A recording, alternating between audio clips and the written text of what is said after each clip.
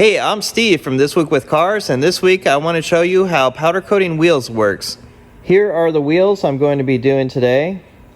I have 5 wheels, and these are off of 1970s to 80s Marcos. You can see the little Marcos logos there inside the wheel, and on one of these here it still has a valve stem in it when it was media blasted, so I'm going to have to pull that valve stem off. And I'll have to media blast that little area, make sure that these are all clean. In order to do powder coating, you must strip everything down to clean bare metal. Okay, I got the valve stem pulled out, and as you can see there's some paint where that valve stem was, so I need to get that media blasted out. So I'm going to take the wheel and put it into the media blaster.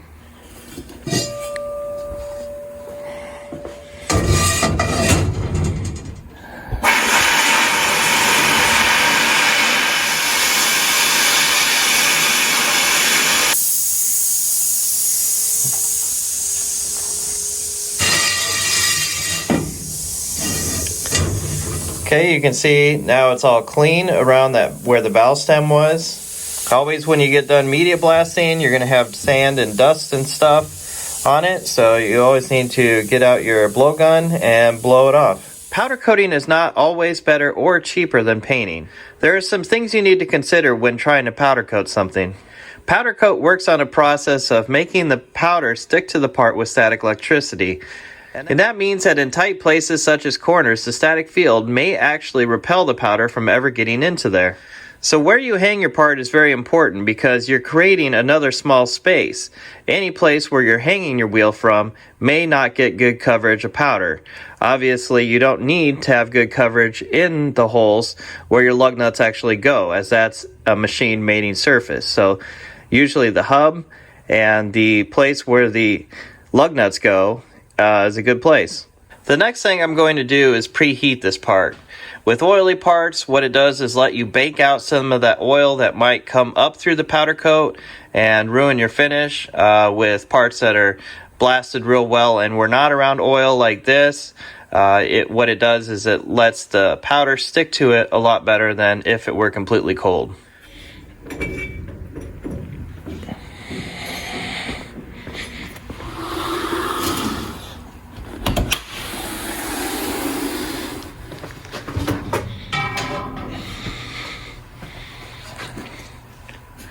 So I'll put the wheel here in the oven and I'll get the preheating started.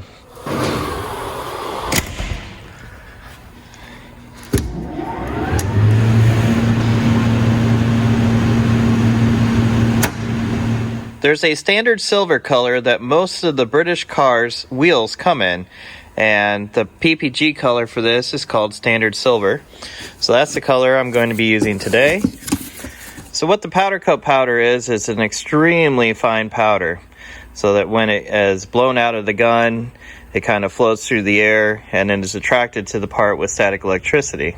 So I'm just going to load the powder coat into the gun. I have an empty hopper right here. I'm going to unscrew that and put the color that I want to use inside there. It's very important to blow out the gun and clean out any of the old powder, otherwise that will contaminate the color that you'll be spraying on this time. Okay, I have my powder loaded. When I'm actually spraying the part, I'll turn the fan on so that it's sucked in through the filter system, but as you can see it blows out a cloud of powder. And on the back here you can vary your voltage depending on how your cracks are. You may need to change the voltage. Obviously a good gun with even more power will attract the powder better to the part, so I have a few different guns for different uses. And let's get the part out of the oven and show you how this works. Okay, I've turned the oven off so that you can hear me.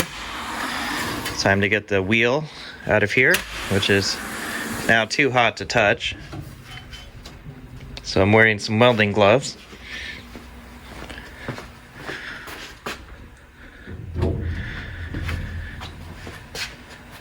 Now it's time to spray on the powder, which is pretty easy. Just take your gun and start spraying it on. You really can't put it on too thick. It will also flow out once you put it back in the oven and bake it.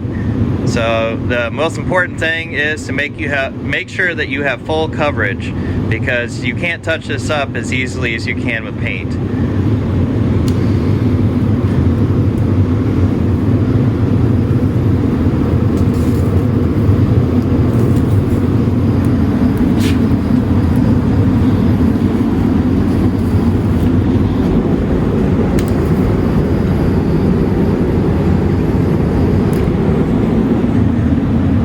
I'm going to have to put the camera down and do the rest of this. Okay, the wheel has been completely covered in powder, so I need to put it back in the oven now.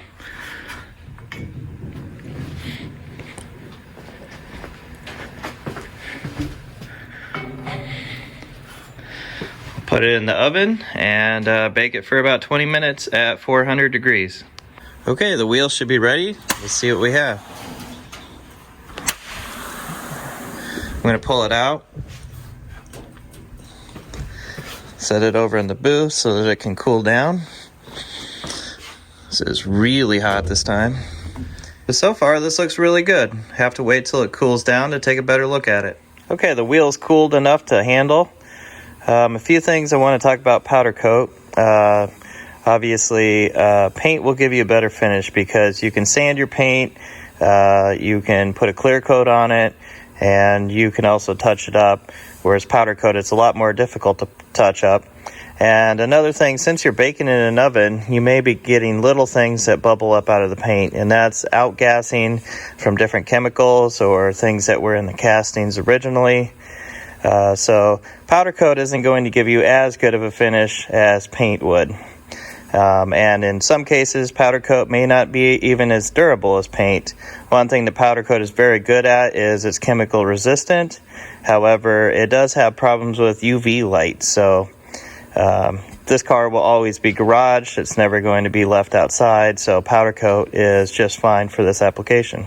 You can see the difference there between the powder coated wheel and the wheels that are just bare aluminum right now.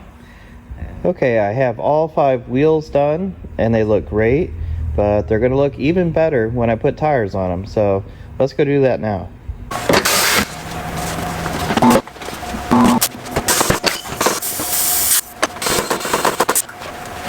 Okay, and there we have it, a freshly powder coated Marcos wheel with a tire mounted to it, and once it's balanced, it'll be ready to go on the car.